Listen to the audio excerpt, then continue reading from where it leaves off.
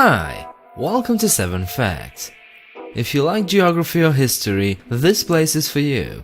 There are hundreds of videos on this channel about this world's countries and states, plus history subjects. So please, do subscribe. Sikkim is a small state in northeast India. And when I say small, I mean really small. It's about half the size of the tiny European country of Montenegro, with a population of about 610,000 people. Sikkim is rather special among the Indian states, because until 1975 it was pretty much an independent nation.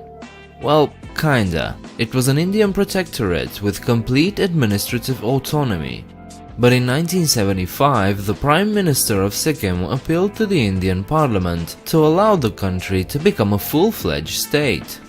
The Indian Army came in, a referendum was held, the monarchy was abolished, and Sikkim became the 22nd state of India. Gangtok is the capital city of Sikkim. Located between the mountains of eastern Himalaya at an elevation of 1600 meters, Gangtok is at the center of Sikkim's tourism industry. It used to be a major stopover for traders traveling between Tibet and India and a Buddhist pilgrimage site. But it stopped benefiting from this trade after the Sino-Indian War of 1962, when the border passes were closed. Today, tourism is one of the main industries of the city, receiving each year more than 3 times more tourists than its population. Despite not being the smallest sized state of India, it is the least populated. But even so, there's a great diversity here. The native Sikkimese are actually a minority, and Nepali ethnics constitute the majority. Thus, Nepalese is the lingua franca of the state, but there are 10 other officially recognized languages too.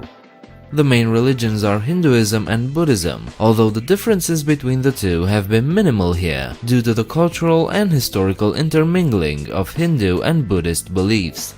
There are also large communities of Christians and also Muslims and Jains. If you ever find yourself in Gangtok, you might be able to spot the 3rd highest peak on the planet. Kangchenjunga rises to an elevation of 8,586 meters, quite close to Everest's elevation.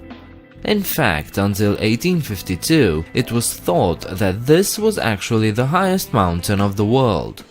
Many tried to climb this mountain, but it was only in 1955 that the first people were able to reach the top. Joe Brown and George Band stopped short of the summit in accordance with the promise given to the monarch that the top would remain intact. Every climber or climbing group that has reached the summit since has followed this tradition. The city of Namche is rapidly becoming a tourist hotspot. At the Sivervara Dam, a 27-meter-high statue of Lord Shiva dominates the surrounding skylines. Around the statue there are replicas of the Char Dham, 4 different pilgrimage sites in India, constituting a fantastic complex for both devotees and tourists alike. The 12 Jyotirlingas or radiant signs of the Lord Shiva are also around the grand statue.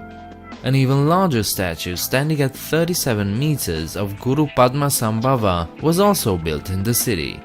In short, Namche is not a place to miss out on. Sikkimese people have a way to predict their future. Bumchu is a special holy water ceremony that takes place in the Tashiding Monastery, one of the most sacred monasteries of Sikkim. Inside the monastery there is a sacred urn, also known as Bum, which consists of water. On the occasion of Bumchu, this urn is opened with sacred chants and hymns. The level of water in the Bum indicates the coming fortunes of the year for Sikkim. If the water is to the brim, it foretells a year in which peace and prosperity will prevail. If the water is over the brim and is spilling, it signifies a year with natural disasters and disturbances. And if the water level is low or almost dry, it signifies famine. Due to the many faiths and religious buildings, Sikkim has established a pretty unique department, the Sikkim Ecclesiastical Affairs Department. This is one of the oldest and most respected departments of the state.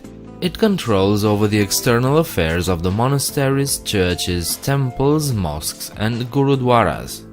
And there are quite a few of them, over 200 to be a bit more precise. And if you think about it, there aren't many states in the world that wholly cater to the functioning of institutions of different religions. These were 7 facts about Sikkim. If you enjoyed the video, please leave a like and subscribe. Leave your comments downstairs and do check me out on Facebook and Twitter. If you want to support me, consider becoming a patron. You'll find the link in the description. I hope to see you next time. Bye.